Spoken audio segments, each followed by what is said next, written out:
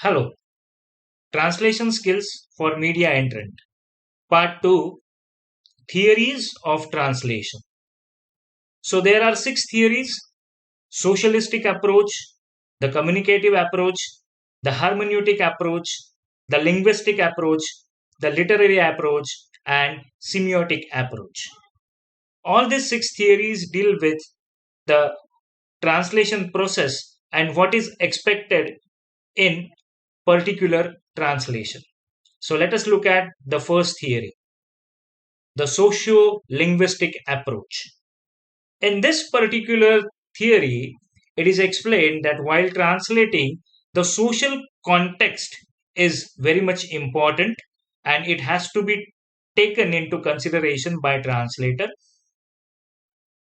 Simultaneously, the influence of society on translator is also important thing.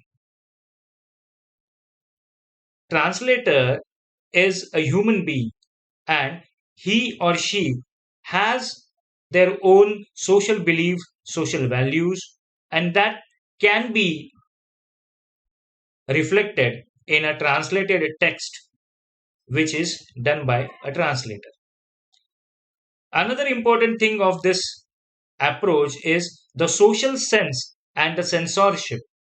What not to be translated or what not to be used, or which jargon, which word, which phrase is not good, not uh, better, or not allowed to use in social sense or in social context. Understanding that is also important in socio-linguistic approach. So basically, this approach is deals with the social norms. Next, communicative approach. This approach is familiarly known as interpretive approach, where the interpretation of the text or a word or a phrase is considered high and other things comparatively uh, have a low weightage. Okay, here the theory of sense, that what appeals to the sense of translator and how he or she interpret it, that is what communicative approach is.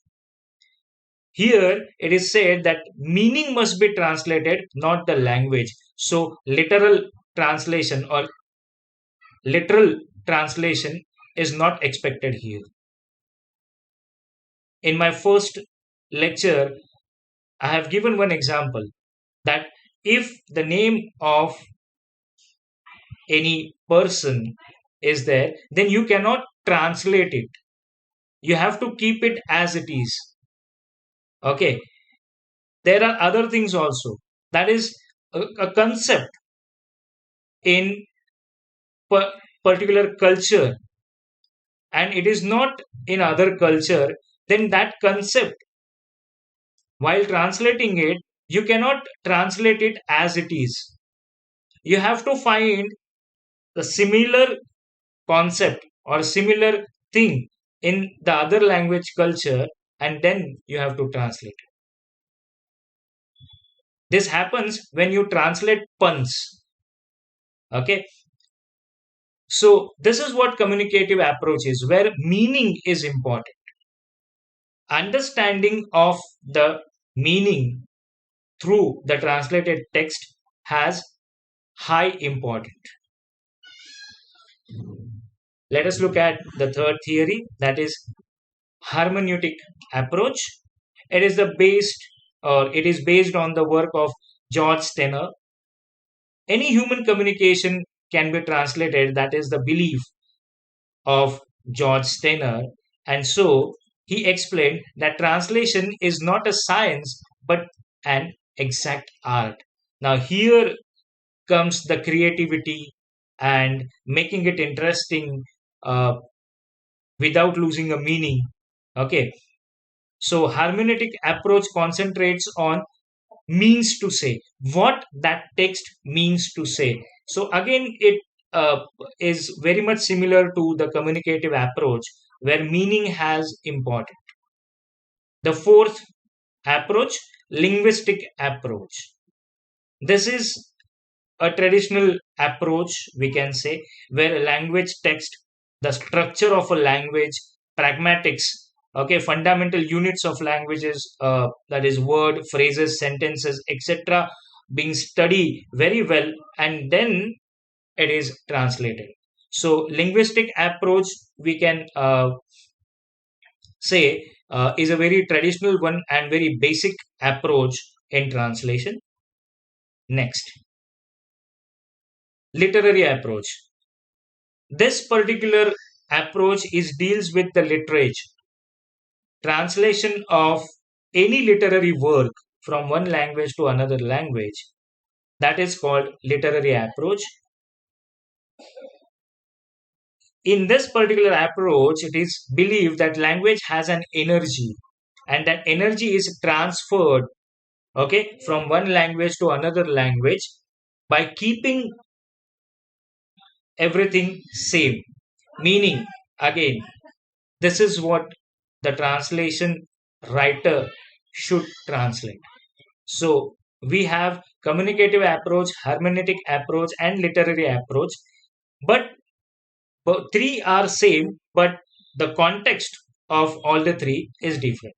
Literary approach is specifically focused on the literature work. Hermeneutic approach is focused on any human communication, and communicative approach is deals with the day-to-day communication. So hermeneutic and communicative are more likely to be similar, and their context is also similar. But literary approach, though the process or the explanation is similar to other two, it deals with only literature. Next, the last one, that is semiotic approach. It studies signs and significance of language, collaboration between a sign, an object, and interpreter, and the coordination of translated text. Because semiotic study itself studies the signs and significance of a language. There are few signs in a language, okay, which very much uh, stick to that particular language, and when you translate or try to translate it to another, it is very difficult to translate it. So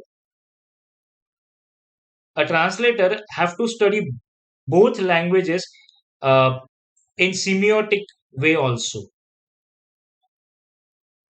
Semiotic approach deals with thought of as a way of interpreting text. And as I said earlier, that the signs or significance are very difficult to translate. Semiotic approach gives importance to interpretation, how you interpret it. So there are chances that one text translated by uh, A translator and translated by B translator may be different. There may be difference because it is one's interpretation. So I hope you have understood all these theories: sociolinguistic, communicative, hermeneutic, linguistic, literary, and semiotic approaches. Thank you.